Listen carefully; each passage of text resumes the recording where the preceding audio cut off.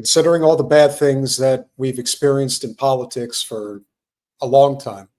And there will be many more bad experiences that we are going to live through over time. This is not the end of what I would consider the shortcomings of our broken political system that we all know we're living through right now. But what I will say is that for an ever so brief moment, Zohran Mamdani gave people hope. And what happened tonight in New York City was certainly a great moment, and one that I think for a lot of you, as it is for me, something to really hang our hat on. There's not too many of these moments, like I said, that will come along, but perhaps this is the start of something significant. Maybe there is a sea change. And the reason I'm coming on to talk with you guys this evening, even though it is late, but obviously this is a big night and this is a big moment. Thank you, Tony. I really appreciate that. I hope you guys all appreciate that. We have obviously made a huge change from generational change to what is now revolutionary change, as you can see. And I hope you all will smash that like button and share the stream, because any and all help obviously means a tremendous amount. But as shocking as it may seem, Zohran Mamdani has done something that, honestly, I was not surprised that he did. I actually am not surprised that he won.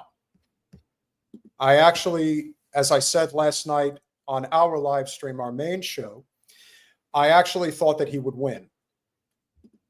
I just had a gut feeling that he was going to do it. I just wasn't sure, or I certainly was surprised perhaps, that he won it in such convincing fashion. Big shout out right there on camera right now to State Senator Gustavo Rivera, friend of the show. He's been on multiple times. He was a huge advocate for Zohran, even though very few elected officials came out on his behalf. But Gustavo, he's the real deal. He's an OG, and he's been representing the Bronx and doing an amazing job for a very long time. So big shout out to him and all the work that he's been doing. Violet, I got to tell you, even Jen says, Zohran is easy on the eyes, and that does help. Look, whatever is going to help get people to the polls, if the person's intentions are good, then you use whatever advantage you've got. And if the person in question happens to be a handsome guy who respects women, unlike the other candidate in the race, main candidate, I should say, kudos and credit where credit is due. Now, obviously, the populist left is going to have a field day with this, as they should. They are already talking about primarying Chucky the Shoom, primarying Richie Torres, who I think was going to get a primary anyway, but now they're really going for him. Certainly I'd love to see Wasserman Schultz go. I'd like to see them all go. It would be wonderful if they did. I think we're all surprised, as you can see, that Cuomo did concede the race. I think that was something that really shocked the hell out of a lot of people. They were certainly not expecting that particular outcome. So that, I think, was a big surprise. But Zohran ran an unbelievable campaign, an unbelievable race. He had a true volunteer army, if there ever was. I believe his volunteers got up for anywhere between, I think, 20 and 40,000 over the course of the entire campaign, which is amazing. But then again, in New York City, if you're doing an amazing job, that really shouldn't be too difficult of a task. But in his case, he really did a hell of a job. So he also was a fundraising machine. He was able to raise a lot of money.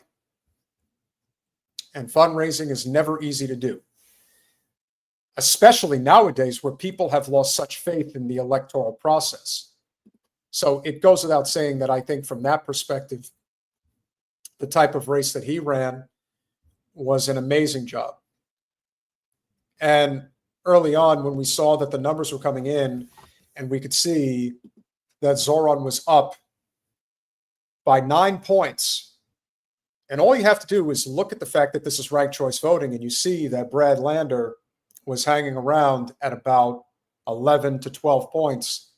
It was obvious that if Zohran wasn't going to get it in round one, he was going to get it in round two. And so a tremendous victory,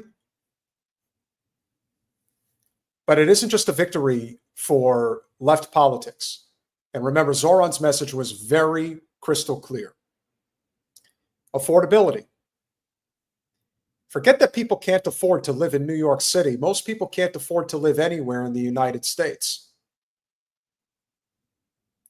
So to say that this was in many ways a referendum on the current state of our politics would be an understatement, because it really was.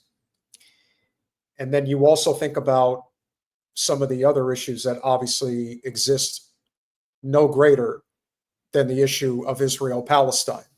And in a city like New York, where it really comes to the forefront in a very profound way, it should come as no surprise that this victory isn't just a win for the working class. It isn't just a win for the left populist movement. This is a win for the movement against the state of Israel. New York City has the highest Jewish concentration of the Jewish population in the nation by far. Granted, South Florida's got quite a few. But this was a complete referendum in so many ways on the Israel lobby, on AIPAC, and especially on the genocide in Gaza that Israel is still perpetuating on those innocent men, women, and especially children. And so Zohran was not just a Muslim. He wasn't just a socialist. He was an avowed supporter of Palestine. And he never ran away from it. In fact, he leaned into it when they tried to push him on it, including that dingleberry, Stephen Colbert, who tried to embarrass him on national TV the other night, and he wasn't having any part of it. He just said, hey, I am who I am. Affordable housing, affordable rent, affordable food, affordable health care. Yeah, he was running on the issues that really matter to the average person. So when you try to start smearing them endlessly, and you'll see the clip that will be coming out tomorrow with Norman Finkelstein, who showed us all of the smear merchant mailers that he received, including one in Hebrew, telling everybody you can't vote for Zohran, he's evil. And with a victory as convincing as this was tonight, it also tells me something very clear-cut. I don't see any circumstance now where Zohran does not win the general election. But I am also here to tell you guys, as I would be telling Zohran and anybody from his camp who may be seeing this live stream, this special live stream right now, now that he has won, he really needs to watch his back. And by that, I mean, I think he would be doing himself a hell of a good favor for himself and for his family if he got himself hired security. Now, perhaps as the nominee, perhaps there is some protection that is afforded to him as a result, but he's going to need it. I mean, you're talking about a person that is on the cusp of becoming the mayor of the most powerful city in the world, in the heart of not just Zionism, but of the entire corrupt financial system that is destroying our country. I said to Jen earlier, who's to say that he's not going to create an office specifically to deal with Wall Street corruption? And he could do that. And there's a hell of a lot of that corruption out there as we speak. So who's to say that he doesn't have plans for how he's going to deal with this? I also want to channel a lot of people's feelings right now, because this is very important that we don't lose sight of this. Everybody is going to want a piece of him. The desire to turn him into an AOC-like figure, and perhaps even something bigger. Because when AOC won, it wasn't anything like this. It was huge and it was earth-shattering, but this is on a whole other level. Congress is a big deal, but mayor of New York City? I mean, this is a real political earthquake in so many ways. It wasn't just the Cuomo camp, but it was the pro-Israel camp that spent over $35 million in super PAC money, including an estimate of $10 million that came from Michael Bloomberg alone, to try to stop this guy. No major endorsements from anyone in the Democratic leadership. Very few endorsements from anyone of note until very late. AOC, through her support to Zohran when it became pretty clear that he had a real chance to win. So political calculation on her part. Unlike State Senator Gustavo Rivera, probably the most noteworthy elected official in New York City politics, that did endorse Zohran, and he endorsed him several months ago. He just did an amazing job. An amazing job. Very charismatic, incredible comms team. I mean, the ads that they put out there and every one that was needed for every specific, type of issue, especially that one on the rent freeze, that was an amazing job that he did. And so now it'll be interesting to see what ultimately comes of this. The Israel lobby is in absolute shambles. And I mean absolute shambles. They don't know what to do with themselves. And everything that they're putting out there ranges from let's blow up New York City,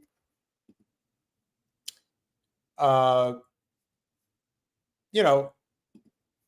you get people like one of the guys that I like to highlight constantly, who's one of the worst Zion-Nazis out there, and that's Ayel Jacobi. And he puts out a statement effectively saying, well, rest in peace, New York City. I guess the one that he said earlier didn't resonate as well, which was, what did he say? Oh, New Gaza City. Now it's not New York City, it's New Gaza City. And Maya couldn't have said it better. We want AIPAC and the Israel lobby out of our politics. This is a shot right across the bow, a double shot across the bow. Muslim, socialist, free Palestine, in the heart of the Zionist movement. I mean, New York City really is ground zero in so many ways for this. Manhattan, Brooklyn, the upper north part of the Bronx in a town called Riverdale, Staten Island. I mean, this is where it's at, guys. It is a referendum in so many ways on Zionism, on the genocide, on all of it. And it happened in New York City. That's the amazing thing. It happened in New York City. So it can happen just about anywhere. I'm not saying it's going to happen in Southeast Florida, although I certainly would say that if Jen was running for Congress right now against Wasserman Schultz, it would be one hell of a shot in the arm. But a lot of them are going to hunker down. As I said, this isn't just some universal victory where we're going to be able to hang our hats and look at it and say, okay, this is for keeps. Like everything has changed now. No, it hasn't completely changed, but is this a referendum on everything that's going on, 1,000% it is. This was a monumental victory.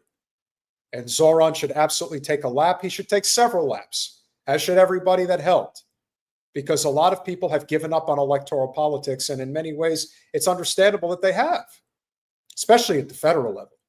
But this is city politics. And I think in many ways, it was just the perfect storm. The ranked choice voting certainly played a role. The fact that he's an elected official already, I think, certainly played a role. The fact that Cuomo is damaged goods 10 times over played a role. But I also think the way of the Democratic Party's doing business is dead. I don't think that this in any way resuscitates the Democratic Party. I know there are people out there who are going to believe that, oh, now we can just completely take over the Democratic Party. I'm telling you guys, they will sink the Democratic Party into the seventh circle of hell. I think the biggest concern we have is what Mr. Trotsky is saying. Now, maybe he's disciplined enough not to allow it to go to his head completely because, unlike AOC, he already was a state representative, or in this case, an assembly member up in Albany. So he already was on the front lines of electoral politics. He does come in with a certain amount of experience, which is a huge, huge factor in this. Granted, he does not have executive experience, but I mean, even despite all of the scandals, I would still say beating Cuomo was a big deal, even though we don't get to see victories like this. It's also something entirely different because of the scope. You're talking about one major city, still a big deal, but Bernie Sanders was trying to buck the trend at a time where the seas were moving in a different way 10 years ago than they are now. I think a lot of people are scared. A lot of people are concerned about where things are going. I mean, I remain cautiously optimistic about what we can do within any form of the electoral process. But the reason Mamdani won this race is because he had an army that isn't part of the system. He had an incredible ground game. He had an incredible digital game. And he had an incredibly positive, reaffirming message that really resonated with voters. What the hell message was Cuomo's? I'm Andrew Cuomo and I'm going to get back into power. So if I do, you're all in deep shit. Remember when he would mispronounce Mamdani's name on purpose or call him Mamdani, I think was what he was calling him? You know, Zohran was very witty and sharp. He knew exactly how to handle this entire process. I never got the sense that it really went to his head. I think he just understands how to communicate. He has a sense of where people are at. And that's very important because he did an amazing job in the interviews, on the stump, even people that wanted to heckle him. And no, he's not perfect and there will be flaws, but it's certainly a turnabout fair play right now because, like I said, the fact that he was unabashedly free Palestine, he should 1,000% be lauded and appreciated for that. Could you imagine the mayor of New York City saying free Palestine? I mean, now the spotlight is really going to be on his ass. So could you imagine him saying free Palestine when the Zionist movement is already going through, I'm not going to say it's going through its death throes, but it's definitely on the ropes right now. And so we have to do what we can collectively as a populist movement towards a free Palestine to keep the pressure on and make sure that Zohran doesn't take his foot off the gas pedal. And as is going to be one of the great concerns going forward, is Zohran going to succumb to the pressure? I think because his victory was so convincing this evening, and considering the collective army that he has built on the ground in that city, I'm not saying he's definitely going to win the general, but I would say the odds that he wins it is very high. I think he's in great shape. And so if I were him, I would now really be concerned about his well-being, because the Zionists are not going to take this lying down. They are 1,000% going to continue to come for him. And in some respects, they may come for him in a very volatile and dangerous way. Political violence has taken on a whole new meaning in our society. It's become somewhat acceptable in many ways. People are just kind of okay with it. And it isn't so much that I shouldn't even say that they're okay with it. I just think that they're kind of indifferent to it at this point, that they don't necessarily concern themselves with, well, what if something happens to it? I don't want to think about that, but you can't help but think about that. Zohran can change things in an incredibly substantive way with the power of the mayoral seat in New York. He really can. Now, will he be given that opportunity? I think is the much bigger question. As I said, they will do everything to stymie his rise. And I mean everything. They will try to sabotage his agenda in Albany. They will try to sabotage his agenda in City Hall. They are going to try every which way to make sure that whatever plans he's got, such as improvements to the MTA, improvements as far as rent freezes is concerned, improvements as far as, health care opportunities are concerned, perhaps the homeless crisis is concerned, they're going to do whatever they can to try to set him back, because in many ways, he represents a sea change that can occur all over the country. And the biggest difference between him and the mayor of Chicago, for example, is he did not get swept into power on the backs of the establishment or the machine. In fact, the overwhelming majority of the union power in New York was behind Cuomo. And that is not the first time they do things like that. In fact, it's very common practice. When Jen ran against Wasserman Schultz, the unions lined up behind Debbie, even though Debbie is vehemently anti-labor in almost everything that she does politically. And incredible. All right, Porfro, you asked for it, you're getting it. So you want out of here? Spam the chat again, you're blocked. I'm only going to say it once. Oh, okay. You're testing me? Okay. Oh, that's Alta. I do think that everyone has and should take a breath, because this was a huge moment and everyone should enjoy it. But don't lose sight. Everyone's getting all excited now. We're going to primary this person. We're going to primary that person. Oh, yeah? You got 40,000 volunteers lining up to help you do it?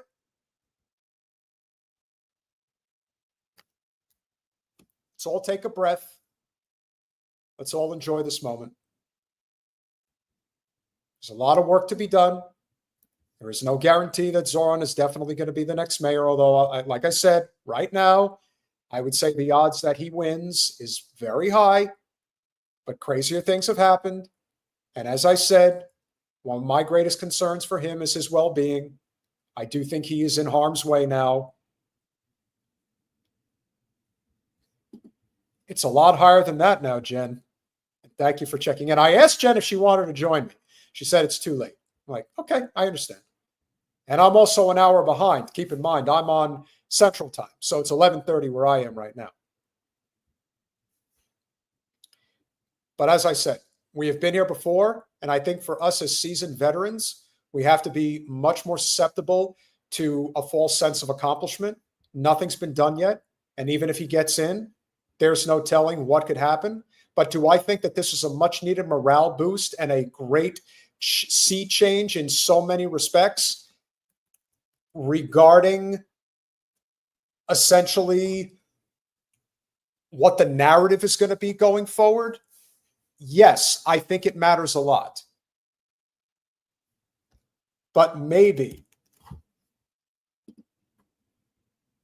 but maybe the greatest accomplishment of tonight is the fact that we had already seen chinks in the armor with the Israel lobby over the past few months. And clearly, with what's going on with Iran, and now as the attention dreadfully turns back to Gaza, and as I'm sure many of you have seen, it has been reported. Now, how accurate this is, again, you're going to see conflicting reports because everyone is going to come up with different numbers. What you all have to remember is that as of this moment, as of right now, there are 377,000 Palestinians that are missing.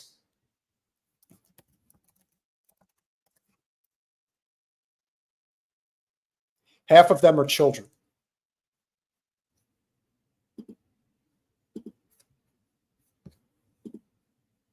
When we have been told constantly that we were wrong, that these numbers are inaccurate, that we don't know what we're talking about, the framing, of course, from the Zionists are always, oh, it's not that many people. Not that many people are dead.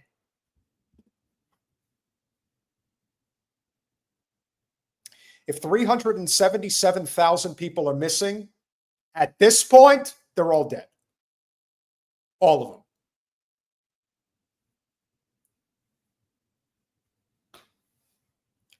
It's 20% of the Gaza population. Still don't think it's a genocide? Maybe we need to get to 500,000 before they decide that maybe this is a problem. We have been saying for the longest time that this is where this was headed. The reason I'm showing you all of this, and I understand, Danny, do not lose sight of the significance of Zohran's victory. Because now, with somebody like him as a political football that can be used for good, can draw more attention to this. Because they want to sweep this under the rug. They don't want us to talk about this. They want us to pretend that this is not happening. But it is happening. And the person who is now going to most likely be mayor of New York City has said that we need a free Palestine. Does that mean all of a sudden that everybody's going to turn against the Israel lobby? No. But this is the beginning of the swing that's actually going to sustain itself as far as I can see. And I believe that. I believe that the swing is going to happen. I do not believe in the Democratic Party. I do not believe that it's salvageable. But I do believe, especially in nonpartisan races all over the country, oh, this is a shot across the bow in a big way. In a big way. And anybody who is a fence sitter, who is establishment friendly, all of those people, they need a big fucking target on their back. All of them. Collectively, we need to run together. This is a fight that we all need to collectively be together on. Our friend Clint Russell, who's very conservative, very libertarian, but he's strongly considering running in the GOP primary down here in Florida against Randy Fine. And you know what? I'll back him to the hilt, and I hope you all will too. And he says that what's going on in Gaza is a genocide. We have a lot of, I don't say the word comrade necessarily, but we have a lot of like-minded people that are out there. We're not alone. And if this night was any indication, And maybe this was the perfect storm. Maybe this was just a situation where everything just kind of lined up. But it happened. And every once in a great while, something significant happens in politics. It doesn't happen a lot, but it happens once in a while to reaffirm that this is the path, this is how it's done. But perhaps this time it'll be different. Perhaps it will. The only true concern that I have is this idea that now all of a sudden we're all going to be ushered back into the Democratic Party. Don't fall for it.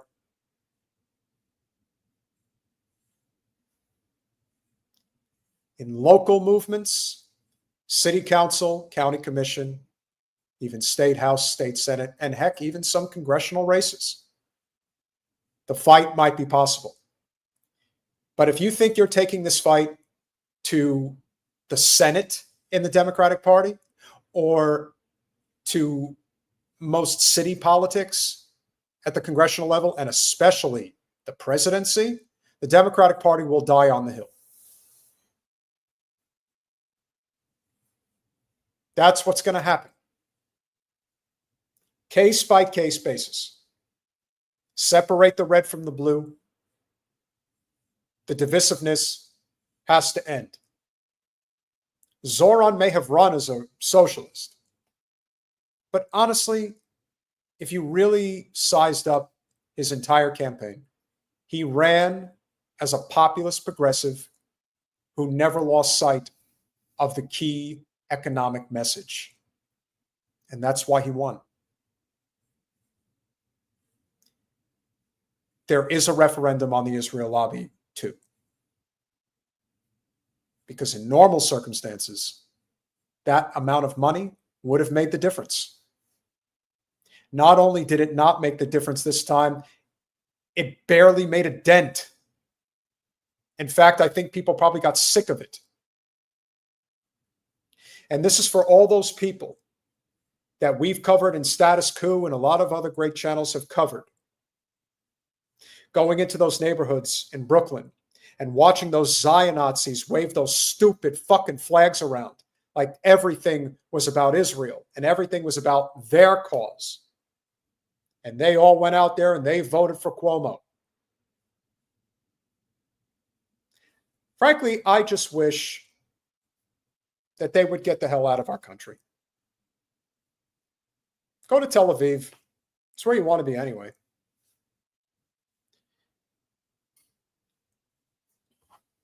I would simply say that for all of you that are here, it is extremely gratifying that we have gotten to this point, that I can hop on a live stream on a Tuesday night on short notice and grab a bunch of you guys. And at one point, I think we were at like 370 viewers. We're at almost 340 right now.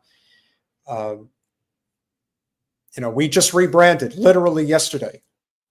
To think that this happened so quickly, and I don't want you guys to get your hopes up that this is going to become a full-time thing. It's not. But I felt that this was necessary. I don't want to hold this in. I wanted to get this out there. I wanted to get this thought out there because it's important. It's important that we talk about this. It's important that we talk about all of these key issues, but this one in particular, more than anything else. This is an important night. And like I said, Zohran should 1,000% take a victory lap. He should take several. He should drink a beer. He should go to 53rd and 6th and grab himself a hollow gyro. He represents Queens. I know he'll argue with me that the bests are over in Greek town, which is Astoria.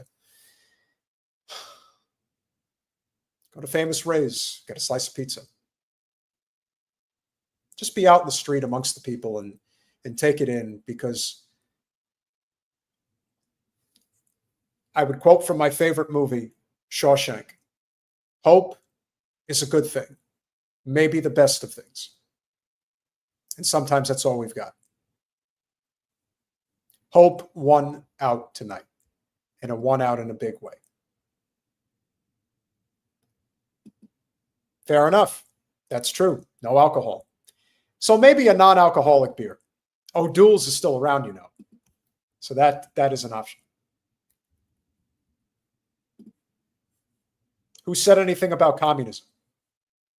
You see, you have to stop buying into this idea that one person is going to turn New York City, for example, into a hippie commune.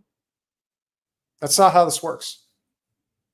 And if you can't see how broken this system is and how it can't survive as it is currently constructed, well, you better hope that there's major reform, because the last thing we're going to want is communism. But let me assure you that enough people will seek to enact communism to break capitalism.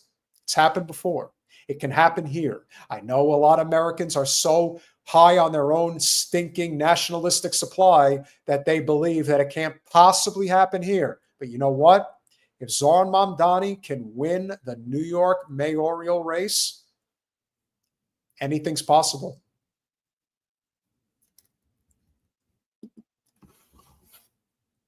Thank you very much, Pedro, for the $5. We do have to fight for true change. And that is what we hope is the case here.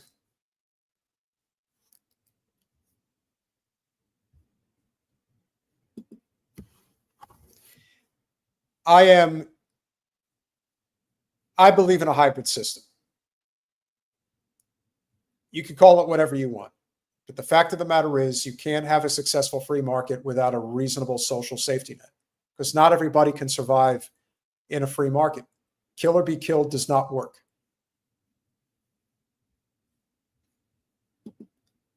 You have to be realistic about what you think can actually work within this system.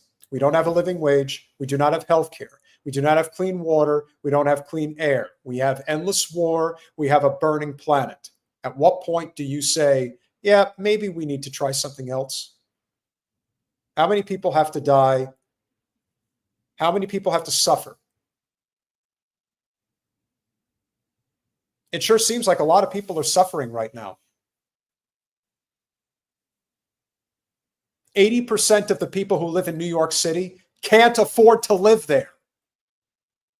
You don't think that's fucked up? What, you're gonna blame the Democrats for that one too? No, it's not left, it's not right. It is the haves and the have-nots. And the haves, they have it all. Andrew Cuomo lost almost every single district in Manhattan, except the Upper East Side, in which he was a plus 16. Does that tell you anything? I think it should. That's the problem. G7, thank you so much for the $2. Stay happy, stay healthy. I would say staying healthy is definitely a huge part of it. Staying happy is even harder. But I think tonight, a lot of people are going to bed happy. And take solace in the fact that all of the Zion Nazis are going to bed writhing and screaming and pissing and moaning, as they should, every day and every night for the rest of their pathetic lives, as 377,000 Palestinians are effectively dead because of them. So what do? Well, if you have somebody like Mayor Mamdani, you have somebody that may not necessarily work against the Israel lobby, but he sure as hell is not going to work for them. And so the rest then becomes what's up to us. What is our level of responsibility? What do we have to do to unify that message? If we want a free Palestine, if we want an end to the Israel lobby, we have to channel what Zohran did, follow the pathway, and lead it forward. You want to know who the next person is that you guys should be focusing on that's running for office right now? Check out Butch Ware, who's running for governor of California in the Green Party. Now remember, California is a very unique electoral state. They have a top 2 primary, meaning that it is open season. Democrats, Republicans, independents, Greens, Libertarians, doesn't matter. Whoever are the top two candidates goes to the general election. Now, right now, it looks pretty reasonable to assume that it's going to be Kamala Harris that's going to get into the race. That will likely clear the field in many respects on the Democratic side. But Butch, he is not only a Muslim, he is not only in the Green Party, he is not only a professor, he is not only a friend of our show, but he is as free Palestine as free Palestine gets. And if you're not familiar with him, I believe it's Butch Ware for Gov. I think that's it. Chris Garrett, can you confirm that? I think that's his website. Check it right now, actually, myself. Butch Ware for Gov? I think that's it. It is. How do you like that? So I was right. Well, how about Shama Sawant? Well, guess what? Shama will be a guest on our channel next Monday. So you're definitely going to want to be here for that. And Shama Sawant is somebody definitely worth supporting. And especially since Shama is running as an independent in another top two primary state, which is Washington State. And she is running against that super duper Zion-Nazi corporate whore, Adam Smith. So yes, Shama Sawant, 100%. ButchWareForGov.com. Give him a check. Just check him out. Follow him on social media. Get acquainted with him if you're not already familiar. I think you guys will really get a kick out of what he's all about.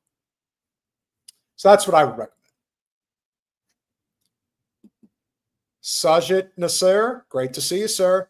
What about libertarians we should support? Well, you have a potential huge race brewing here in the state of Florida, which we are all encouraging our libertarian friend who will run in the GOP primary if he decides to move forward. Clint Russell, who has been a guest on our channel, he's probably not everybody's cup of tea, which is obviously okay. But remember, no corporate special interests. He's all about the small business. He's all about, again, libertarian principles. But he is prepared, and he floated it yesterday. I hope he's serious. Knowing him, he probably is. He is strongly considering running in the Florida's 6th District GOP primary against Randy Fine, a person who works extremely hard to be the biggest suck-off of Trump in all of politics. And of course, he is the biggest suck-off of the Israel lobby. So these are the types of challenges that we should be looking to have. And the reason I say that is because everyone's going to get into this whole mode now of we got to primary everybody. We got to take everybody. It doesn't work that way. You are not going to pick off everybody at once. You have a handful of people that check the boxes. The race makes sense. You go with it because that person has what it takes. Shama Sawant is somebody who will have what it takes against Adam Smith if she raises the money. She was a very effective city council member in Seattle. She has the ability to get a lot of grassroots support in and out of the district. She has the ability potentially to raise a decent amount of money. And getting a Zion-Nazi like Adam Smith out would obviously be a big swoon.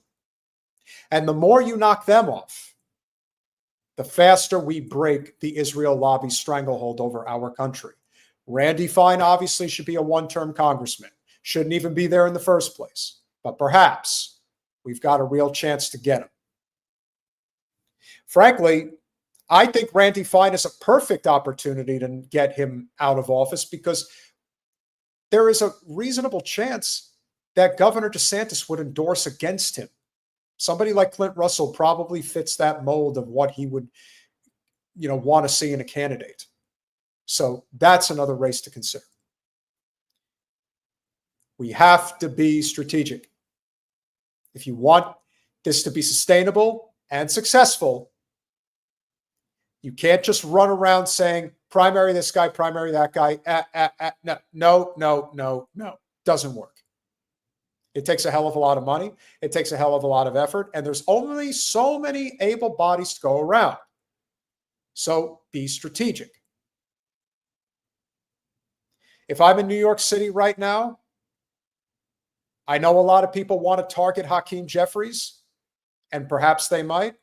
But the candidate that I'm going after, that I am going to make it my mission to get out of Congress, is Richie Torres. And I think he could be knocked off.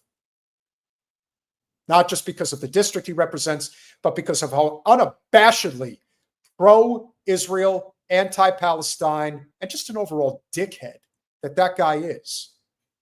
That, to me, is probably the best example of why a race like that would make a hell of a lot of sense. Sajid Nasir with the $4.99. Thank you so much. I am a libertarian that supports single payer, Social Security, UBI, and antitrust on federal level, fair tax. The rest of the state should take over. That seems fairly reasonable. Look, I try to tell every libertarian that I know, because I lean libertarian on a number of issues. But if your goal is to be the most fiscally responsible person when it comes to how we are supposed to be allocating our resources in society, there is no more fiscally responsible way to do healthcare than single payer. That's it. Biggest cost saver, most efficient use of our money. If you're a libertarian, there is no excuse not to back it. None. Unless you are not really a libertarian, you are kind of just a selfish prick, I guess. We got a lot of them out there for sure. Don't get me wrong. We all know that. But remain cautiously optimistic. And what I will say is that this election also showed a lot regarding where people stood. Why anybody would support somebody like Cuomo, I think, had a lot to do with just preferring the status quo. Also, a lot of people who have careers and rely upon the Democratic establishment for those careers, and that's not going to change. I mean, that's going to stay the same. The Democrats are not waking up tomorrow and then saying to themselves, you know what I think I'm going to do now? I think we are going to stop taking corporate special interest money. No, they're not going to wake up tomorrow and say, wow, Zohran really showed us. I think we need to stop. They're going to double and triple down. They're going to get much worse than they are right now. This is just the beginning. So like I said, this is going to be a huge fight that we are going to be a part of going forward. Sajid Nasir again with the $4.99. Thank you very much, sir. What about Massey's aide, who you interviewed and have primaried one of the 3 Miami Cuban congresspeople? I forget who you are alluding to. Primaried a Miami Cuban congress member? Name is slipping me right now. Of the people that are elected, look, Florida in many ways is a lost cause. I just want to put that out there, especially South Florida. So I would not get my hopes up. But as far as Thomas Massey is concerned, I mean, he's one of the best representatives in all of politics, regardless of the party.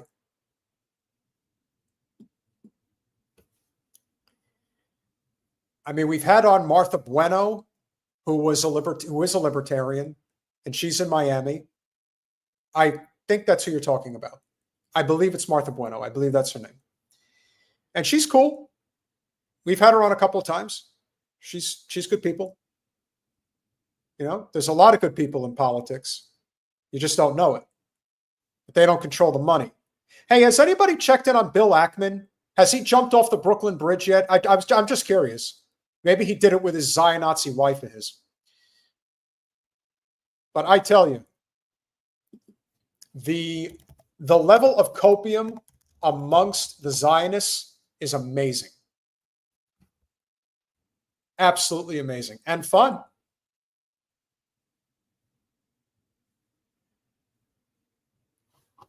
This is it's a, I know that people's tendency is to want to pile on, and I would pile on the Zion Nazis. I would. I have no qualms about that. They deserve everything they have coming to them. But as I said, channel all of this now, because in the long run, the goal is simple. We must break the Israel lobby's stranglehold over our country. This win is a major step in that direction. I'm a Taurus as well, and so is Jen. Here to the Taurus. It is going to be a heck of a ride, and I am excited, but also cautious. That's what I will tell all of you guys. Enjoy this moment. I know people would say that this is a joke, but in a lot of ways, it's not. It's not a joke at all. In fact, I mean this in complete seriousness. He needs to watch himself. He holds a huge future, and a future of incredible, potentially immensely positive change in his hands. And the people who don't want that change, well, they've shown what they're willing to do in order to stop it.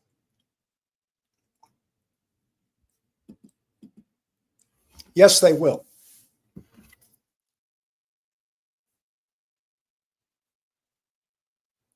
They will do something. I don't know what it is, but you can already see on social media that they are scrambling. They are not sure what to do. Again, it has just happened. So they're going to figure something out. That's what's going to happen. They will figure something out. Will it be enough to stop him? Probably not, unless they do something to him. And that is not out of the realm of possibility.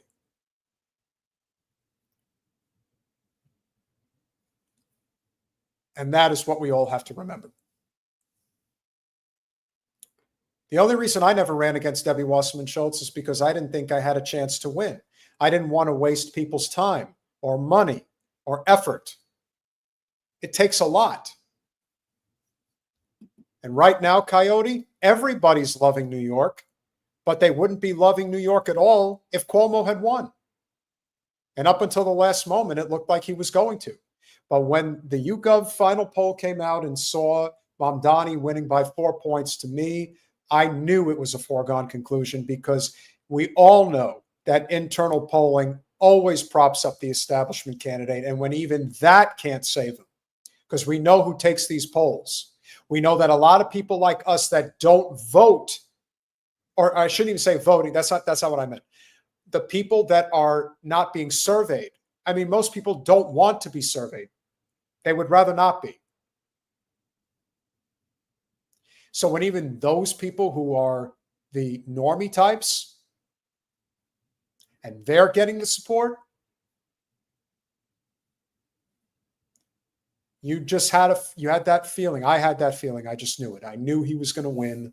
I just didn't know he would win like this. He has won in a way that basically would render any attempts by Cuomo to run as an independent completely meaningless, useless, and detestable, to the point in which he wouldn't get any support, or any legitimate support, I should say. But that's it. What's done is done. If this was a very close race and it went to like the 7th or 8th round, yes, it is conceivable that Cuomo very likely would have run in the general if he didn't win. But the fact that he basically got knocked out in the first round, there's no coming back from that. That's an emphatic statement.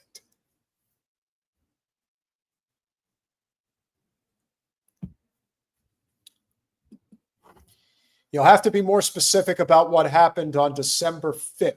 If you guys want to remind me of exactly what that is.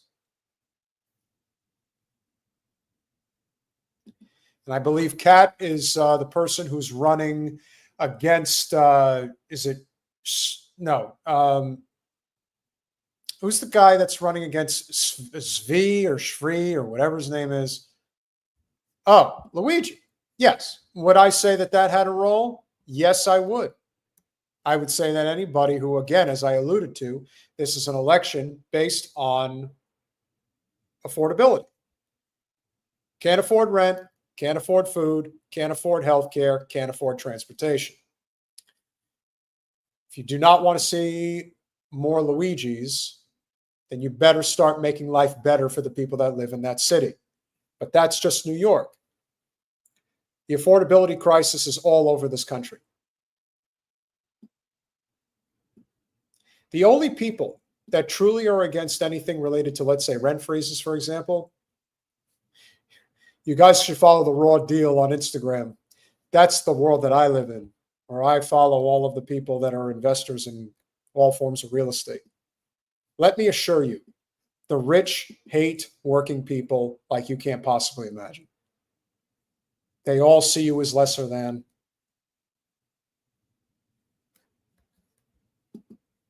That's going to be the real test. Oh, again, sorry, I had to do that.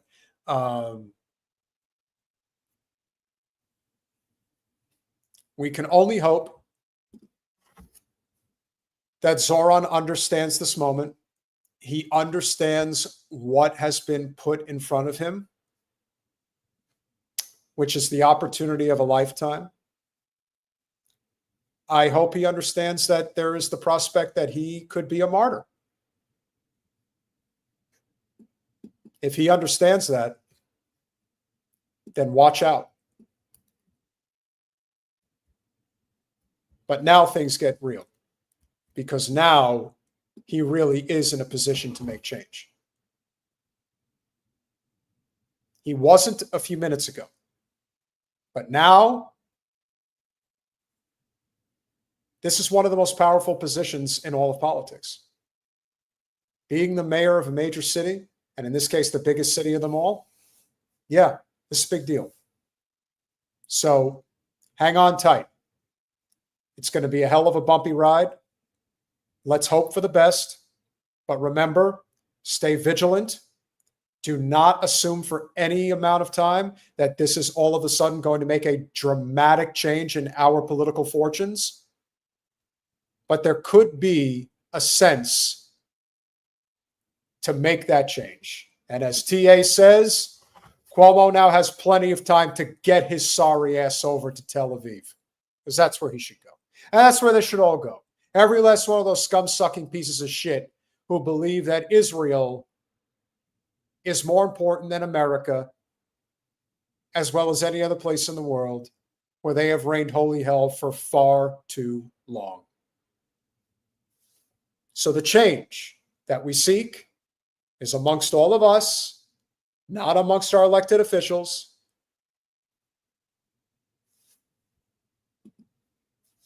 If you guys haven't seen that debate when they constantly hammered him on New York about Israel in a New York Mayoral debate, and he was like, no, I'm not going to Israel. Everybody else couldn't wait to tell them how fast they were going to get over there.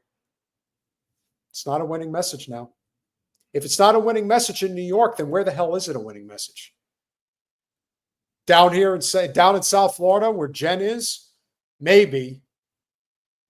But things are changing. And so let's keep fighting the good fight. If you guys are new here, make sure that you are subscribed. Make sure that you click the bell. Make sure that you smash that like button. We live stream, as of right now, Mondays, Thursdays, and Saturdays. One of those 3 nights is going to be devoted basically exclusively to a call-in show with our paying members. So we're going to have a lot of fun with that. On Thursday night, we will be discussing Christian Zionism, which is a huge part of the support for Israel that comes in the South and in the heartland of this country. Casey Malone will be joining us again, along with Terry Deaton, who I believe is an author and a former Christian Zionist minister. So, Donald, I had to come on here and share my thoughts for the evening about this incredible victory. Oh, it'll be interesting to see what Fetterman has to say. It'll be interesting to see what everybody has to say. Listen, Ken Martin, the DNC chair, had to come out and issue some type of well, congratulations, Zohran. And congratulations to all the other Democrats who won tonight, because that's what it's about. It's about the Democrats. This is why people don't want to be in the two-party system anymore. And I can't blame them, because I don't want to be in it either.